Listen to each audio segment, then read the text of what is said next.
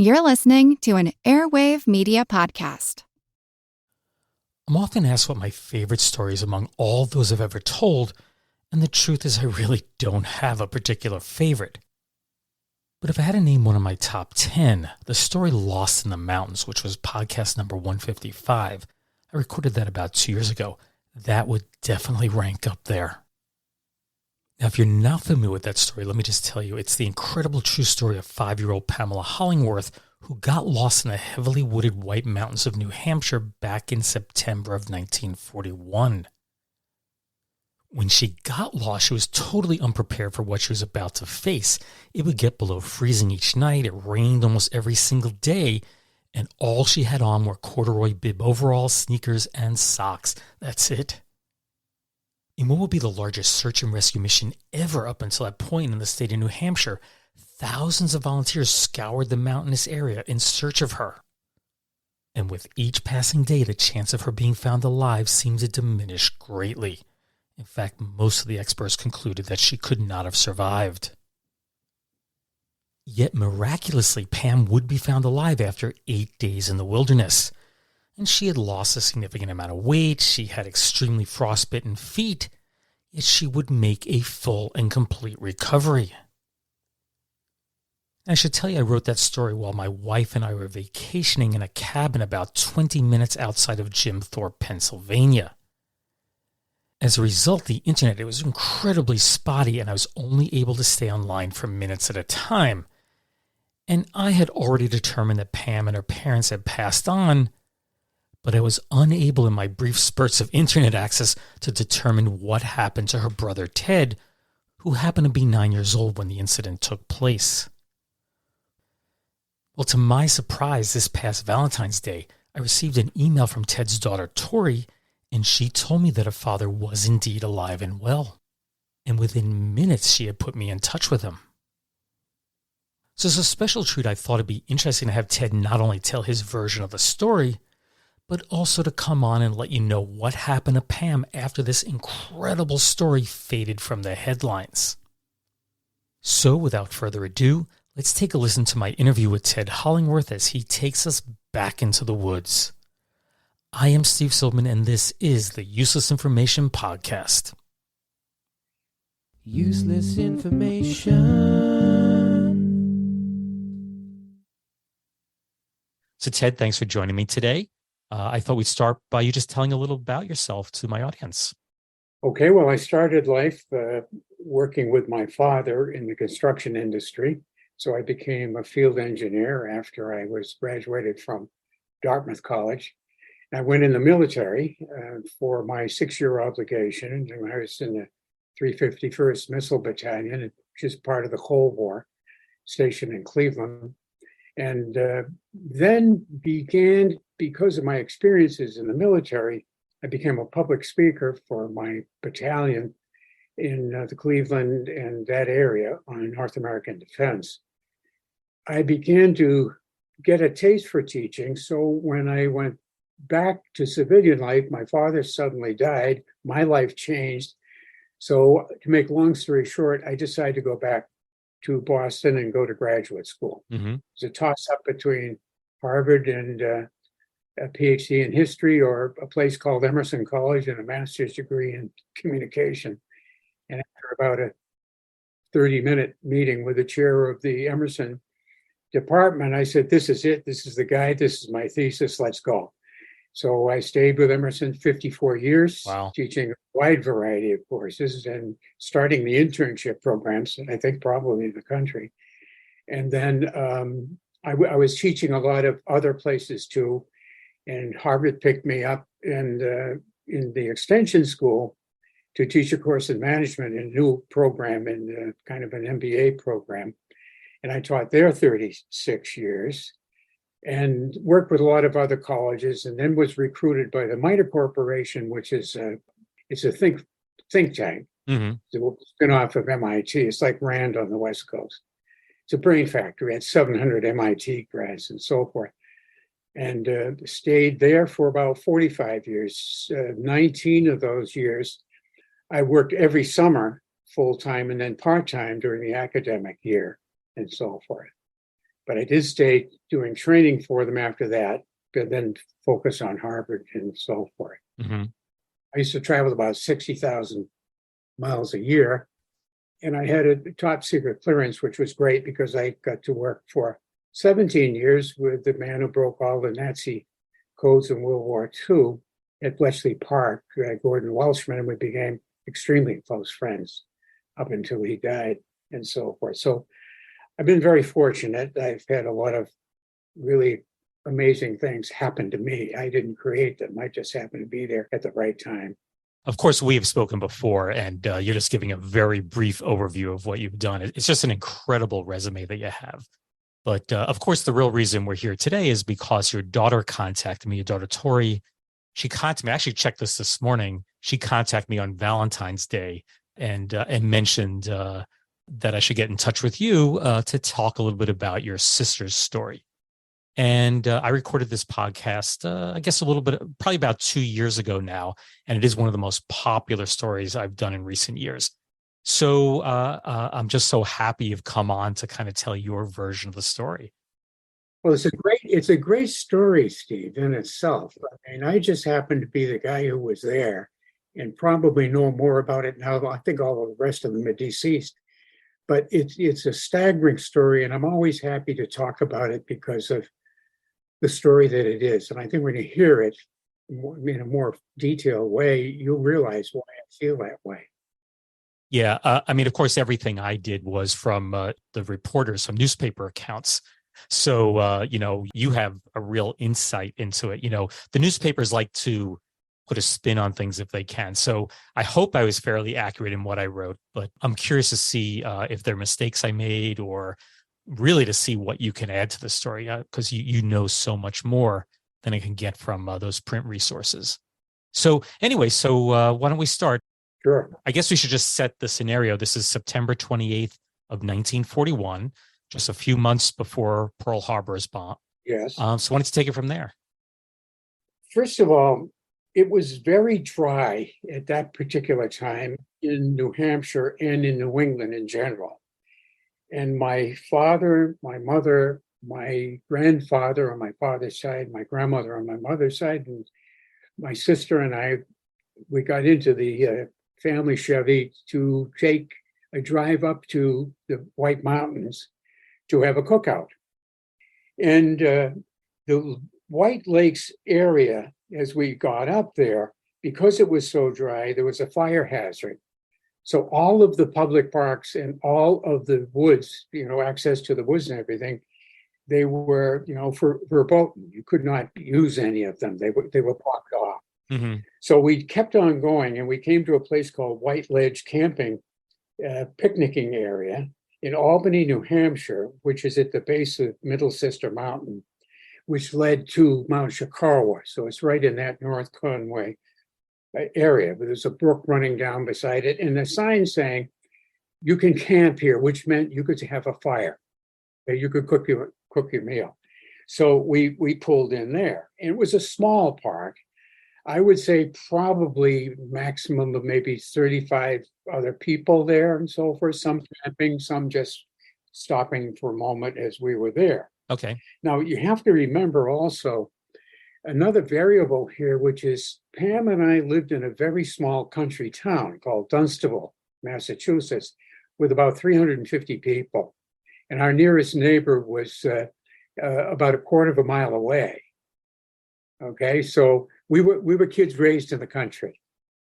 Wanted to just quickly throw in, because people listen from all over the world. Why don't you just say how far it is from Boston or something like that? It's probably about 30 miles outside of Boston, maybe 35, 40, just below Nashua, New Hampshire. It was a very big town years ago, but New Hampshire kept splitting it up into different smaller towns. But again, about 350 people, our nearest neighbor about a quarter of a mile away, which means we were alone as children. So we were used to being alone, used to taking care of ourselves, very well trained by our parents about how to deal with water, how to swim, how to find your way home, all of these kinds of things. So that, I think, was a very important variable as far as Pam's attitude when she was lost. And we were at this picnic place, and there was a brook running right next to this called Hobbs Brook, which was draining Middle Sister Mountain up there at the time. Now, at the time, Pam had a little fancy bottle that she wanted to fill with water. So I went down to the brook where she wanted to fill it. And, she was very independent and very strong-minded. She said she wanted to fill it, so she needed to walk up the brook a little bit. And we weren't afraid of it. The brook was very mild, very easy. And I said, okay, you can see our car up here. You can see it at the top of the bridge. I said, that's where you go, because I'm going to go back. This is not unusual. She'd leave me when I'm down the brook, back home or whatever. And so I went back, and everybody was quiet. It was around noontime. They were napping or reading. And so my mother and father, voracious readers. So I sat down to read something. And suddenly my father looked up and he said, where's your sister? And I said, well, she's just down the brook. She's just filling the bottle. You go right down and get her. So I went down and I looked for her. She was gone. So I came back and said, she's gone, Dad. And what was amazing, within 10 minutes, there were 10 people looking for her. Okay. Within 30 minutes, there were 35 people looking for her. Everybody in that little campground was looking for her. Within 30 minutes, my father called the sheriff, the local sheriff, Taylor, and he called the Forest Service. He called the selectmen in North Conway. They called the fire department. They bring the fire alarms, to call everybody to look. And within a matter of minutes, there were probably that evening a total of at least 50 people looking for her. Obviously, this is the days before cell phones. Yes. So where was the nearest phone for your dad to call? It's about 7 miles up the road. Okay. Yeah. And there was an old building there, kind of musty, and it became kind of a rallying point. They ended up moving it to the town hall in Albany because it became a very big operation, a huge operation. And I guess we should mention that you were 9 years old and your sister Pam was 5. I was 9 years old. She was 5. We both turned our ages that June. And again, as I say, and it's very important, both very secure in the woods, not afraid of anything. So it wasn't a fear thing. There was never any fear thing at all. Eventually, there were 2 governors involved, Governor Blood of New Hampshire and Governor Saltonstall of Massachusetts. Edith North Rogers, who was our representative from our district back in Massachusetts, was fabulous. She came up several times. She donated to the reward, and she called in everybody. She called Basil O'Connor in Washington, who was the head of the Red Cross at the time, and he took all of his staff from Massachusetts and New Hampshire and sent them there and so forth. But there were sheriffs, CCC, fire departments, thousands from Lowell as volunteers, plus local volunteers, Army men at the time, enlisted men, the Red Cross, a pilot named Wiley Apt, who had his own airplane, who volunteered to fly over, and so forth. And one of the individuals who was a volunteer, his name was Clyde Stimson. And he said, I have a phone, it's about 7 miles from here, and what are your wife and you going to do tonight? And he said, well, we don't know. He said, well, come with me. And so he housed my mother and father and then me for a while, for 2 weeks. And one morning when it was very frosty, my father got up early, looked out the bathroom window, and he was on the top of my father's car wiping the frost off so he wouldn't feel bad. Wow. But the kind of backing that we got at the time, and just give you an idea, there were Army kitchens there were Red Cross canteens, there were local fire department kitchens, ladies auxiliary kitchens, the CCC kitchens, and so forth, just to feed the people. The Red Cross in one day doled out 5,000 cups of coffee as this thing really began to grow and grow. And the military was there, and they brought in all kinds of things. They had miners' lamps. They brought in the big spotlights they were 500,000 candle power. Sure. So they could put them on at night so the searchers could find their way back.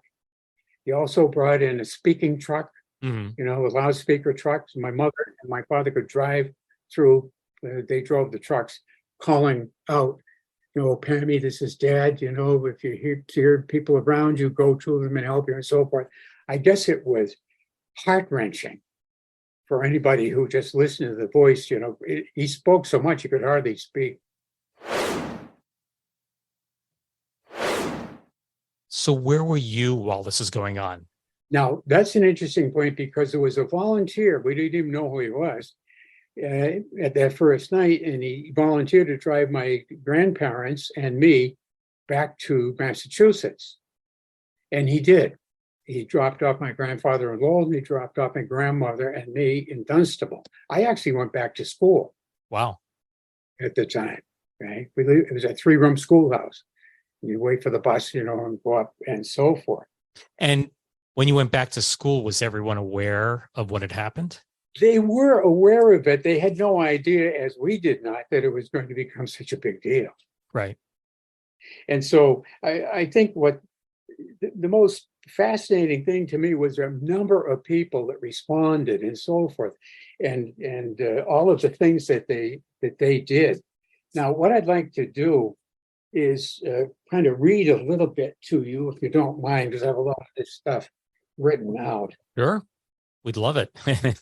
And it talks about, the people coming in the CCC, and they were setting up, they've set up tents. They put up a tent city, and the whole area there where she was lost, like that little park, became a living, breathing city.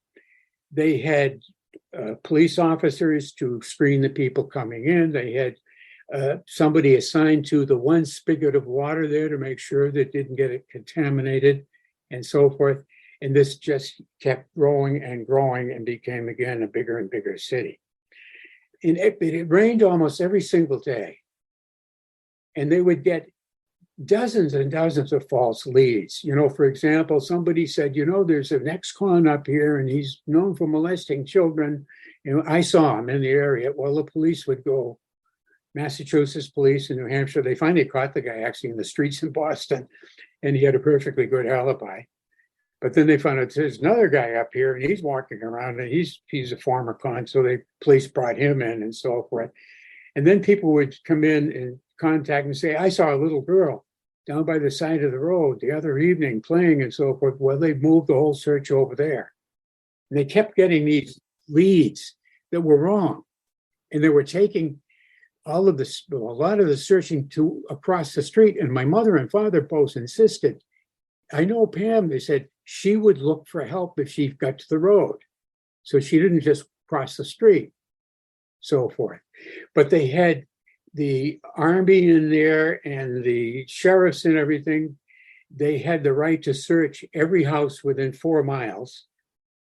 And they had airplanes going up above, and anything that wasn't recorded, they got in. And the military would go in, they'd have guns, loaded guns, and they would go into these abandoned places and dig everything up and so forth. And they would send a mile of men through the woods, lined up on the side of the road at fingertip length, and go right up straight through the woods, so forth. But they had, again, all kinds of misleads. There was one other woman who gave them a lead and so forth. And they said, okay, we'll meet you in the hotel in the center of town. Little did she know, but every single man in that room was an undercover policeman. But it proved out she was wrong, so forth. But people would come and volunteer. A couple of guys came in and said, we have a blind greyhound that can find anything. Of course, they were inebriated. So they kind of gave them a map and said, go ahead. Hours later, they said they were down the road, smoke coming out from under the dog, where they were dragging the dog along, and they were 7 miles in the wrong direction. But they did have some funny things happen. They had people up as high as 67 to 72 years of age looking. There was a guy named Albert Fox from Drake, Mass. He was a farmer, he's 67. And then there was another guy. There was a Boy Scout. He was 15 years old. Okay. And there was one guy that I think he was a Boy Scout, and he cut his knee, chopping through the underbrush. The underbrush was so thick, you couldn't get through it. They were finding traps that had been there for 100 years. Wow. From even the trappers lost them up there. And the people who lived on the other side of this territory, they covered about 10,000 acres of land. They said there were animals running through their yards, panic stricken, because there was so much activity on the other side of that mountain. These kind of things were happening all the time.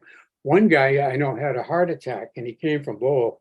I think my father took care of him until he died. Wow. Because I remember going to the tenements, which my father did on holidays, and bringing armloads of groceries and so forth, and going into this guy's apartment and seeing the two little girls sitting at the table having a cupcake for Christmas and so forth. And my father would leave stuff.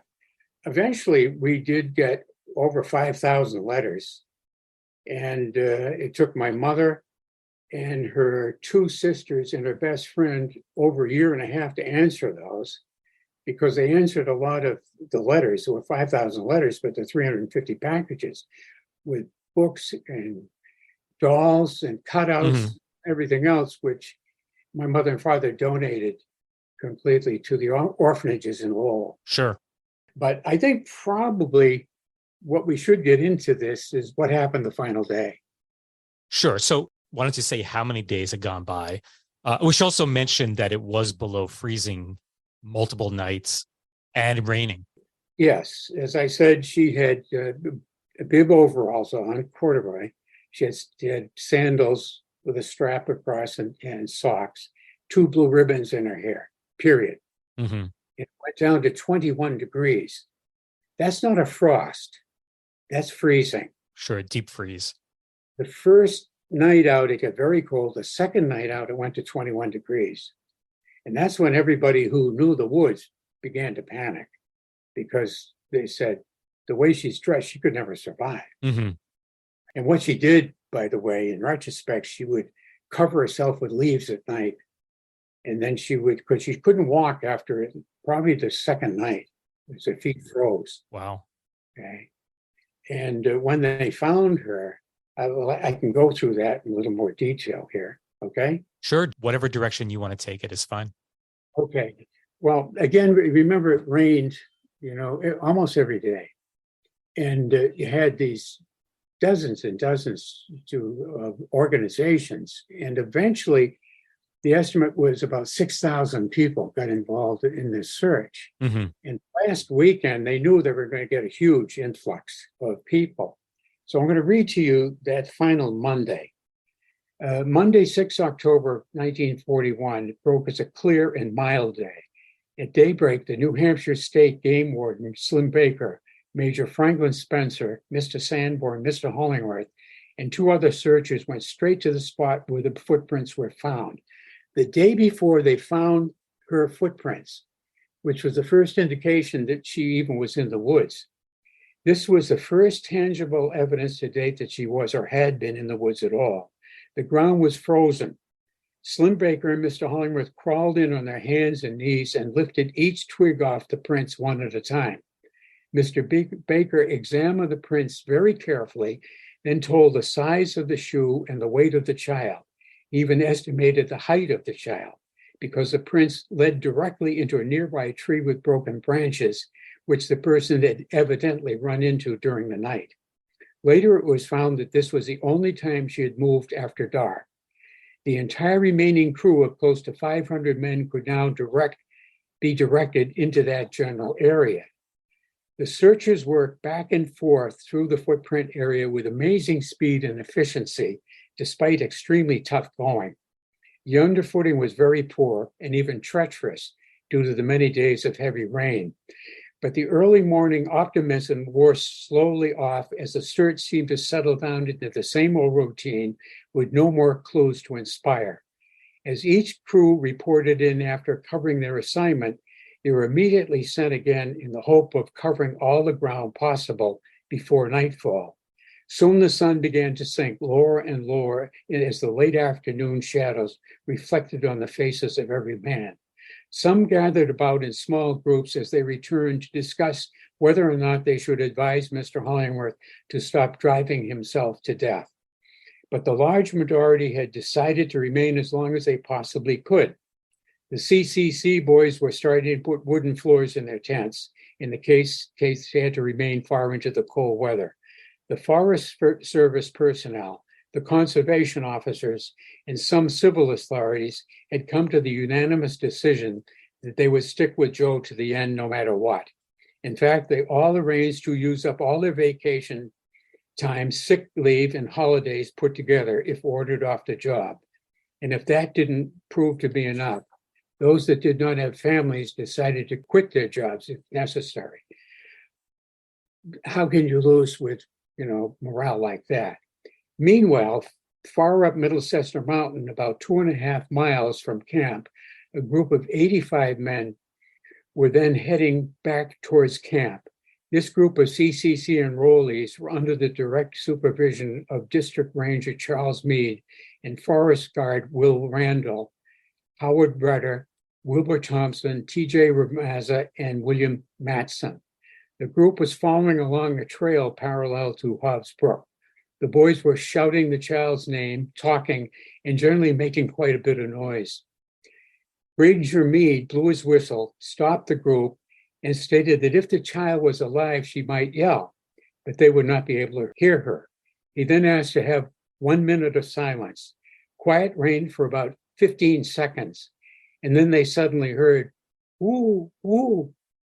Everyone went almost berserk as they tore into the bushes. Matson and Ramaza, after about a 5-minute frantic search, ran down to the bank of the stream. There on the opposite side, on her hands and knees, getting ready to crawl through the water towards the sounds, was what they'd been searching for over the past 8 days and nights. The time was exactly 5:05 p.m. on October 6, 1941. One of the men asked her who she was, to which she responded, "Pammy." "And what's your daddy's name?" "Joe. And I've been lost since Sunday."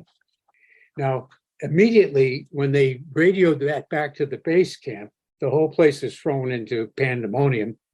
As soon as the announcement came over the loudspeaker system, everybody yelled and shouted and whistled, shook hands and cried and prayed and hugged each other. There were now just two big questions. How was she, and where was Mr. Hollingworth? Mr. Hollingworth was off in the woods with another search unit when the news hit the base camp. Robert Toulouse, the Forest Service radio dispatcher, radioed quickly to this unit. "Calling Joe E.H. Is Joe E.H. with you?" "Yes." "Get this clear. Return to camp. We have good news." Mr. Hollingworth darted so quickly down the trail that no one in the group could even come close to keeping up with him. As yet, he did not know whether she was hurt badly or not. In fact, no one in the base had any idea. When he arrived at the camp, Major Spencer had a command car and driver all ready to pull out. Major Spencer, Mr. Hollingworth, and the driver tore down the road and right up the Middle Sister Trail with a 4-wheel drive pulling the extremely maneuverable vehicle. They passed scores of cheering men who stepped off the trail to let the car pass. Within 10 or 15 minutes, they reached the rescue crew, and Mr. Hollingworth jumped out, picked up his little girl from a makeshift stretcher that the boys had made from birch trees in their jackets. "Hi, Pam." "Hi, Dad." "Were you scared?" And she said, "No. I knew you'd find me, Daddy." With that answer, Mr. Hollingworth lost all the horror of the entire event. And then it went into a pandemonium of celebration. I can imagine. And my father insisted on having everybody lined up and shaking their hand personally. And he got together with all the Lowell volunteers and said, "Now all of you got to stay sober because this is going to be wild here tonight." Mm-hmm. So they had a lot of, celebration and so forth. And the next day, it was all silent there. It was very silent. They just quietly kind of folded their tents and they said, the word at the time was they figured they'd experienced a miracle and so forth. But back in the Memorial Hospital, the news was released to her condition. She had 2 frozen feet, a frostbitten nose, scurvy around the mouth, and had dropped from 45 to 28 pounds. She refused to let her mother leave her side and insisted on having a light of some kind burning in the room at all times. In her sleep, she would wave her hands over her head as if pushing branches from her path. The doctors agreed to wait 24 hours to determine if her left foot had any life left in it. When Pam was found, her sneakers had to be cut off because both feet had swollen so badly. Her right foot was a puffed up mass of brown flesh with some blisters measuring an inch high and an inch and a half across in diameter. The toes could not be distinguished on either foot. The left foot was swollen, even larger than the right, and it was a very dark, almost black color. Fortunately, after the 24 hours were up, Pam could, quote, wiggle her toes for her daddy. This proved that there was enough life left in both feet to eliminate the chance of amputation. And after that, another few, scratches and scars. She was in remarkable good physical condition and in high spirits. She wanted an ice cream soda and scrambled eggs. Of course, they couldn't give her anything but broth for quite a while. Were you there at that point, or was it still a few days before you got? Yes, I was shipped back immediately. Okay. So I was with my father all the time at the end. For example, we were at the Stimson's house one night, and the whole front yard was full of reporters. And they said they demanded that they get a chance to take pictures. And they also demanded that they get to interview her. And my father said, absolutely not. And they said, well, okay, we're going to claim this was a hoax. And you did it so you could make money. And they had letters from different people saying that probably is what happened. You couldn't have lived. Well, he had letters also from the commanding officer and from the hospital and everything else. So he said, I'll tell you what I'll do. You elect one person to take a picture, no interviews. And I'll meet with you twice a day indefinitely at the hotel for briefings, which he did. And they let this one guy in, I even remember his name, and he took that famous picture of her in the bed and so forth. And my mother, my father called my mother immediately when he got back to base camp. She was back in Lowell, Massachusetts. She was so struck by the news, she handed the phone to my aunt to verify it. So a friend called the Lowell police. The Lowell police came over and gave them an escort out of the city and then telegraphed all the way up to North Conway that she's coming. So in every town, police waved them through. Wow. So they went out, state police and everything, they brought them through and so forth. But interesting thing, after that, a lot of things began to happen. For example, my father was approached by people in Hollywood, Shirley Temple, so forth, to make Pamela books and cutouts and all these kinds of things. This was during the Depression. Sure. So remember that money was a big deal at that time. I think the reward got up to like $2,500, which was probably a year's pay for most of the people Sure. who were out looking and so forth. And so my father had all this, inundation of offers. So he went to my mother and he said, I had all these offers, we can make a lot of money. And she said, what did we pray for? And he said, to get her back alive. And she said, well, what did we get? And he said, just that. And he went out and turned it all down. They never got a dime out of the whole thing. They never did pay for anything. They couldn't have it anyway. So that, kind of ended that.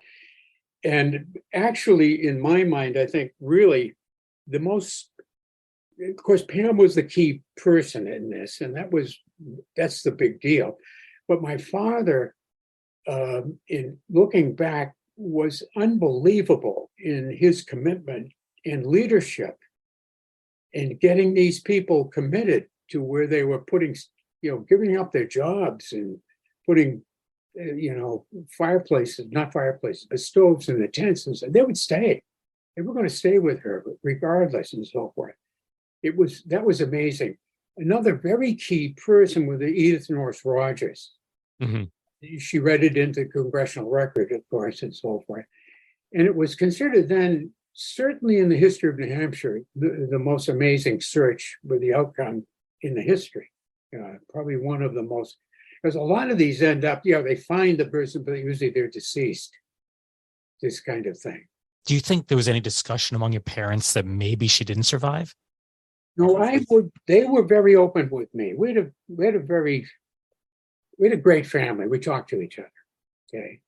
Well, my grandfather died, leaving my grandmother with 3 girls under 10, broke. And my grandmother had to work in the mills and the waitress on weekends. And my mother actually raised her 2 younger siblings because she was unusually, mature. Okay. For her age and so forth. Maybe if they even had an inkling of it, they didn't talk to each other about it. And I know my father wouldn't allow the thought in his head. So my answer to that would be, I don't think so. Okay. I have no evidence of that at all. Yeah, because if you read the press accounts of the time, a lot of experts were saying too many days had gone by. It was too cold, too wet. There's no way a girl without much in the way of clothing, protective clothing, could survive. But they make it clear in the press reports that your dad was like, let's keep going, let's keep going, let's keep going. Well, I remember in one incident, there was an older retired sheriff up there, and he got to talk to my father. He said, we ought to get bird dogs in here because they can smell human dying dead flesh.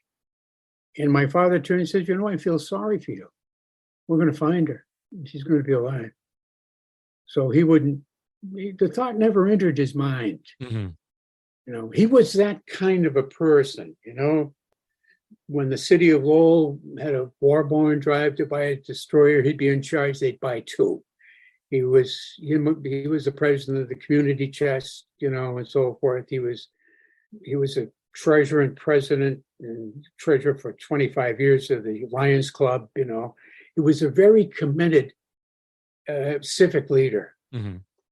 very committed. And so I think that's one of the reasons that he had that kind of backing. They saw him, they said, Tom Clayton, who was a broadcaster, said, Joe's given a lot to this city. We need to help him out. That kind of thing. That actually received an enormous amount of coverage at that time. And I think, without any question, what knocked it off the front page was the Japanese attack on Pearl Harbor. Mm-hmm. Because we still had reporters hanging around the house and things like that until all of a sudden the war took over. One thing that the press did focus on was that your dad made a decision, your parents made a decision to move her out of the local hospital in Conway and take her back to Lowell. So can you expand a little bit on that? Yes, she was in the Memorial Hospital in North Conway when they took her. Actually, remember they came down the mountain on the Jeep with my father holding her. He passed her to my uncle. He said, you go to the hospital with her. I've got to call my wife, Blanche, which he did. And so she was in the hospital there. And again, we can see there are a lot of reporters from all Pathé News, RKO News. I'd run into kids at school and say, I saw you in the movies last night, something. Yeah. And there was a huge amount of press. So when she got to the point where the feet were okay, they knew they were going to save the feet. We decided, or my family decided, of course, to move her from North Conway to Lowell General Hospital, which is where we came from.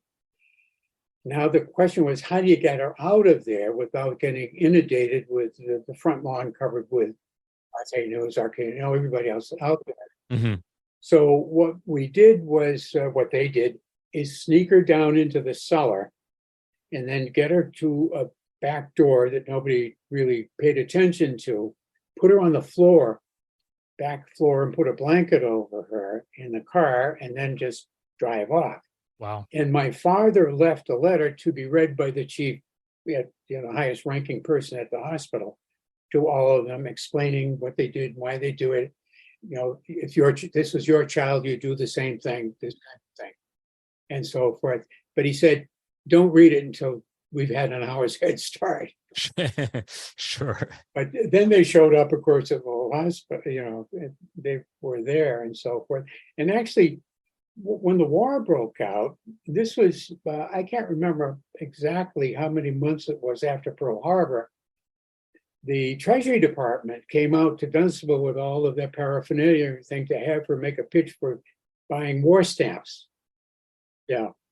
So it was still there.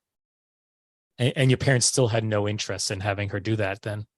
That they said, sure, she could do that. Oh, okay. For the war effort.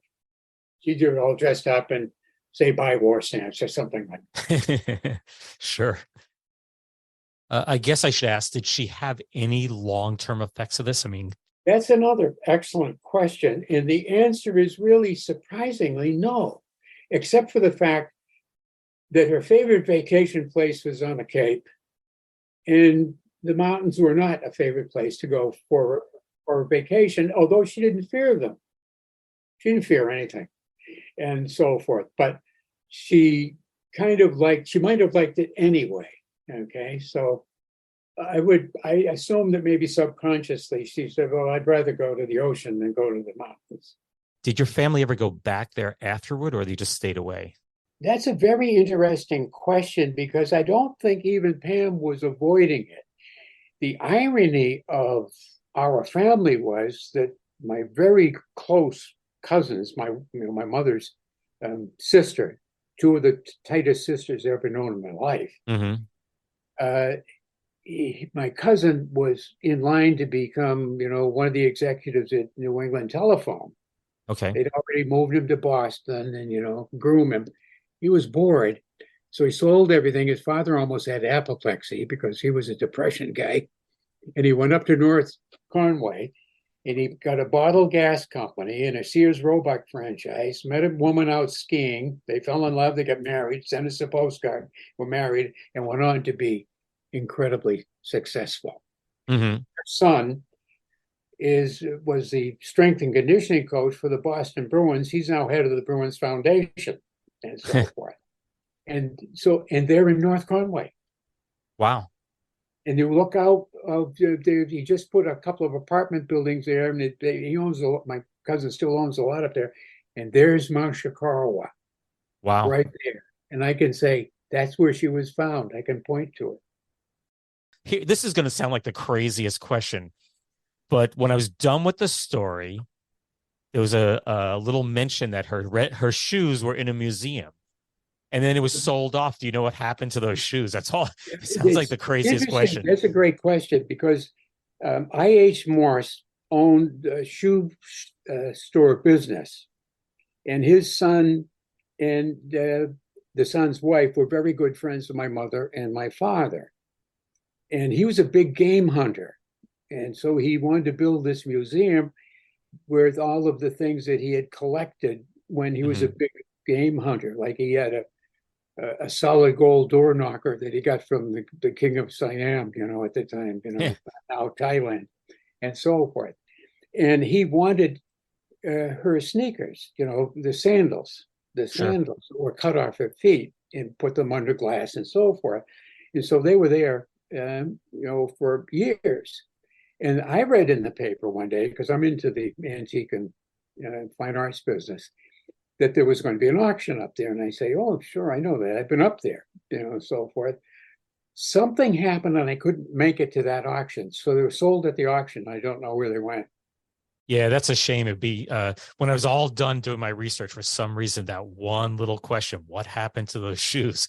It just kind of stuck out in my mind, I think I still have the corduroy overalls. Wow. They're worn up at the knees, and I think so. I still have the letters, by the way. Oh, I didn't realize that. I have a great big container full of, it's almost half full of letters, and so forth. That's incredible. I just kind of assumed they'd be gone. No, I have them. They're in my garage, a heated garage. But my wife says, what are you hanging on to those for? I said, I don't know, but 3-cent stamps, and so forth. And some of these, letters were amazing. a package came. It had a Hershey bar in it and an orange that was pretty well rotted by it got to time to us. And it says, for the little girl who had no food. Hmm. And it was as humble as that, all the way to a big, beautiful, doll or something like that. I remember that first night when I was up there after she was found, the post office said, please, Mr. Hollingworth, you got to come down here and get these packages. This was like a couple of days. And so we drove down, and as I told you, it was a Chevy sedan, 4-door with a big back seat and a trunk, packed full. And cars were big back then. They were big. And there was nothing, the trunk was full, the back seat was full, they were on my lap and so forth. And they just kept coming. As a matter of fact, I just got a notification from Smith College that one of Pam's surviving members of her class had donated money in her name for their alumni drive. Wow. And there used to be 2 of them. And I think one of them is deceased now. She was an interesting, very, very charismatic. She had electric blue eyes, and she could walk into the dullest party in New York and immediately would come alive. And she had friends that would be friends forever. So wherever she left, she always carried these, friends with her. So she was very, very, very popular. The question I always asked is, did she never get married? And I always said, well, she had more proposals than anybody east of the Mississippi, but she was very picky. And she would think, well, this guy drinks too much, or something like that. Right. But she did date some. One of her boyfriends was from Basel, Switzerland. He was about 6'7" or 8, and he had a PhD in optical physics. I remember that. And his father was the head of the communications for the Swiss army when Hitler was going to invade. And guess who his father's roommate was when he was a young man in Paris? Picasso. Wow. So the house is filled with Picassos and Monets. But my mother and sister went over to visit them. This is after my father died. My father died at 58 from acute coronary thrombosis. Smoker, a heavy smoker. My sister died at 54, but she was a big smoker also. But they went over to my sister took my mother and went for a little tour of Europe, because my sister majored in Italian when she was at Smith College, lived at junior year and went to the University of Florence. She could speak perfect Italian. And they were over there at the house. And the shortest member of the family was 5'11", I think, the mother. All the counters were big up. My mother was 5'4". She said it was like working with your fingers up in the air all the time, so forth. So she studied Italian. What did she do with her life when she became an adult? Actually, she was a really terrific actress. She actually went to New York with the idea of becoming an actress. But when she found out what you had to do in that business as a woman to succeed, she wouldn't have anything to do with that. Sure. She said she became the editorial director of the Arthritis Foundation, corporate communications director of Lane Bryant, first female. Wow. And they used to give out awards like 50,000 to several people every year, for doing great things. And she would go and sit with the person 2 or 3 days and then write the articles on that. She was vice president for creative services for the Cancer Society, which she was the first female vice president of the American Cancer Society. Wow. And communications director of the United States Committee for the United Nations Children's Fund. So she spent about half her life in the for-profit side and the other half on the profit side. Wow. And the head of the UN at the time, we knew, and he was a single guy, and he would have her go as his escort a lot when they had big affairs because she spoke perfect Italian. Mm-hmm. She was very successful New Yorker and was just getting interested in retiring. She was down we bought a house together for our mother on the Cape. And the day before she was going to leave to drive back to Florida, she died. And she had an enlarged heart, and again, probably from the smoking. It was an absolute stunner. She died actually before our mother did, so it was really tough for my mother. Yeah, I can imagine. My mother died about a year later. Now, how old were you when your dad passed? My 20s. Mm-hmm. I don't remember exactly how old. It was 1960, I believe it was, when he died. But it was an absolute shock. He was driving my mother and my grandmother, my mother's mother, and my cousin's grandmother for ice cream, for ice cream. And he suddenly said, "Blanche, I'm going blind, take the wheel." She reached over and grabbed the wheel and brought the car over. And he'd had an acute coronary thrombosis right there. Mm. I mean, if you have to go, that's the way to go, but he's still very young. He looked great. So I also wanted to ask you, you had told me there was a Gene Autry story. So I want you to tell about that. Oh, that's a great story. Thank you for reminding me. This was probably November after she was found. And she was lost, of course, September into November. And we were back in Dunstable. And she was home. Okay, so we were back home and so forth. And my father got a call out of the blue and say, "Hello, Mr. Hollingworth, my name's Gene Autry." And everybody knew who Gene Autry was at that time, and maybe even still do. It's surprising. But he said, "I would like to come and see meet the little girl who was lost." And now this is in California, and we're on the East Coast. They'll show you the coverage this was getting. And so my father said, "Okay," but he was very leery. He thought it was a publicity stunt. So he said, "I'll meet you and when you come into Boston, and you can follow me back to Dunstable." So they flew in, and Autry with one of his buddy, Jimmy Wakely, who was also a great musician at the time. They came, and my father said, "Okay, just follow me." And he drove them all over the place through the town to make sure nobody was following, and nobody was. So he pulled into the yard, and I was there, and Pam was there. My mother had her all dressed up. And he came in, and they were two of the nicest men I have ever met in my life. Autry was fabulous.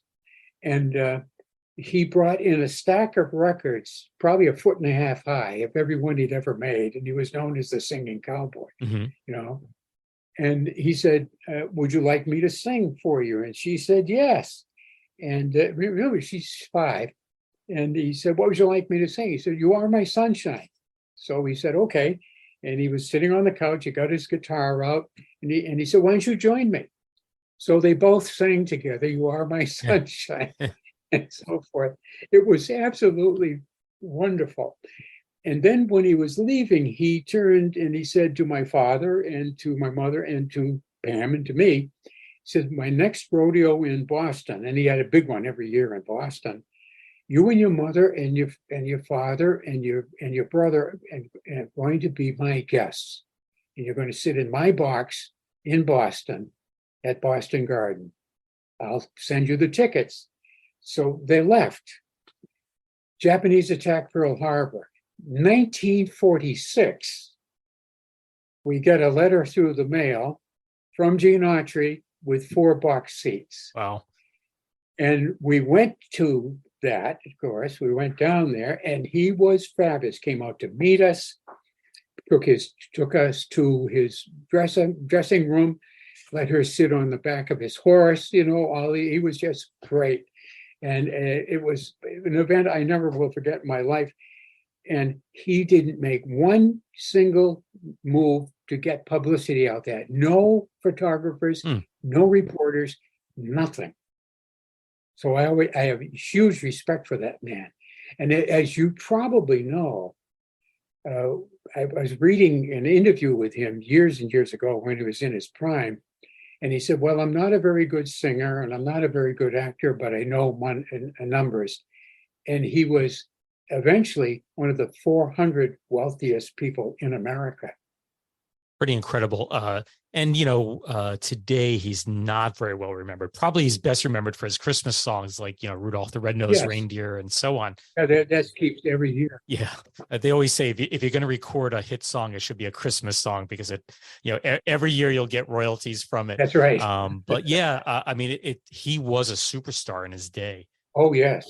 So it's amazing that he'd go out of his way and he sees your sister before the war, and then 5 years later, the war's over, and he still remembers her and invites the family. You remember that? We were flabbergasted. Now, did the family ever hear from him after that, or was that the last time? No, that was it. Mm-hmm. That was it. Well, we made no effort either. I mean, it was wonderful and everything else, but we didn't want to bother him. Sure. And I think he recognized we were just, normal people, and he saw himself as kind of like a normal guy. Mm-hmm. And so we'll just go on with our lives. This has been great, but it's over. So I don't have many more questions. I do have one. Did anyone ever blame you? I mean, you went with your sister and you left her by the side of the creek, and then she got lost in the woods. Did anyone ever blame you? Not one single bit.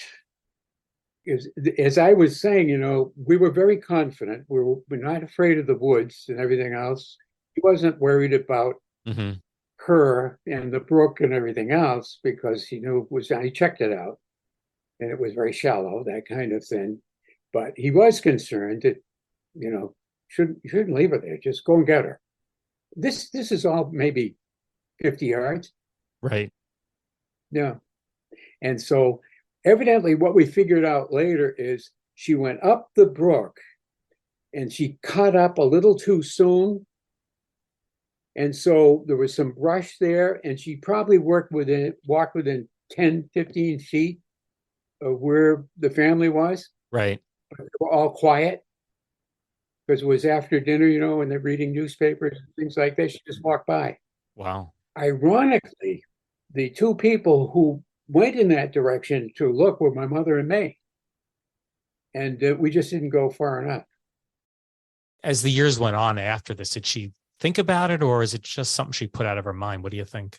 I would say that it did not bother her. Okay, we could talk about it. We could ask questions, which we didn't do very much anyway, because it was done and so forth. It wasn't a super happy process, a very difficult thing for my parents to go through. But every time it came up, for example, here's something from the Boston Herald. This was the 25th anniversary. And it says 6,100 found Pam 25 years ago. And then they have the picture here of my father, Pam, and my mother after she got out of the hospital. And that's her in New York City 25 years later. These things would come out, she'd be interviewed and be talked to, and she was very calm and just factual, and she wasn't scarred by it, if that's what your point is. Yeah, it's just an amazing story. Yeah. Because I do come across lots of these stories because I'm always looking through old newspapers and stuff, and most of the time they don't end well. They die. They're dead. And I mentioned this to you when we spoke last week, is that I kind of came into the story in the middle. I just kind of stumbled across it, and I didn't expect her to survive. I was just kind of pulling all the information together. It's like, wow, she lived, It was not what I expected to happen. Well, this is why you have the picture of me reading the Lowell Sun. Sure. 6-inch headlines. Yeah, I have that on my website. Yeah. Yeah. And I think that everybody was shocked that not only found her, but she was alive. Mm-hmm. And that she recovered, for 8 days and 8 nights, down to 21 degrees, no food, but she stayed near the brook, which saved her life, because you can't survive very long without water. Yeah, I just want to make an observation. You're 91 years old. Is that correct? That's correct. You were 9 years old when this happened. And I noticed as you read the account of your sister's rescue, when she was found, when your dad was notified, and now you still get kind of, you can see your throat tighten up. It's still emotional to you. Oh, yes. I'll tell you something interesting, and I may have told you before, but I've taught a lot of classes, and I've taught one class I taught, I think I taught 30 times at Harvard.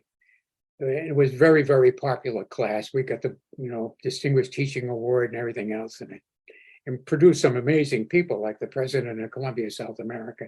You never knew who was in the classes in those particular days. And at the end, when my whole staff would do their presentations, and then I just get up, instead of giving a speech, which they all knew I could do that by this time, I just said, I want to read something to you.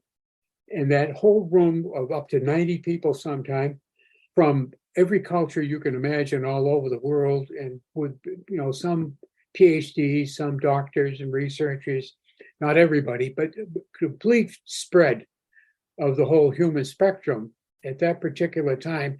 And that room would become dead silent until I finished, and it was still silent when I stopped. I mean, they were just like as wrapped up in that as if they were in the search, just reading the last half of the final, chapter and so forth.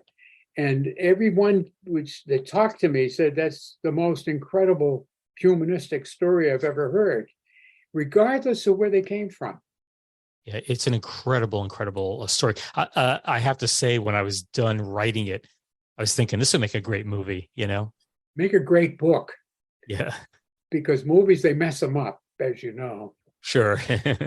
But I would say, I've chastised myself for years that I haven't, I'm good at reading books and I'm good at editing other people's stuff. For me to have the patience to sit down and do that kind of concentrated work is just not my kind of thing. Well, Ted, I just want to thank you for being so generous in telling this story. It's one of my favorites of all the podcasts, the stories I've written in the 30 plus years I've been doing it. It's one of my favorites. And I'm just so happy you're willing to come on and share your telling of it, to share it with my audience. And I do appreciate you doing that. So thanks. Thank you very much, Steve. I've thoroughly enjoyed it. And I'm delighted to see that you've kept that, I think, a great story alive. You're very welcome. Well, I guess we should say goodbye. So let's say goodbye. Bye. Goodbye. Ciao. Well, I do hope you enjoyed listening to my interview with Ted Hollingworth. I should tell you that I spoke with him for about 4 hours over 2 different days, and I enjoyed every single moment of it. And I should mention that my telling differs from what Ted and I just discussed. Not that the facts are any different, but I focus more on the day-to-day events that led up to her rescue. So if you haven't heard that, I encourage you to go back and listen to it. I'll remind you again, it was episode number 155, and I titled it Lost in the Mountains. If you have enjoyed this episode or the podcast in general, I would appreciate it if you could share it with someone. That can be through Reddit, Facebook, Twitter, or I guess that's X now, or by whatever means you think will help grow my audience. Anything you can do to help spread the word would be greatly, greatly appreciated. Just a reminder that you can find the Useless Information Podcast wherever you get your podcasts, so be sure to subscribe. The Useless Information Podcast is now part of the Airwave Media Podcast Network, so be sure to visit airwavemedia.com, and there you will find a curated selection of some of the best podcasts, not just in history, but also in science, wellness, education, and the arts. As always, thanks for listening, and take care, everyone. Bye.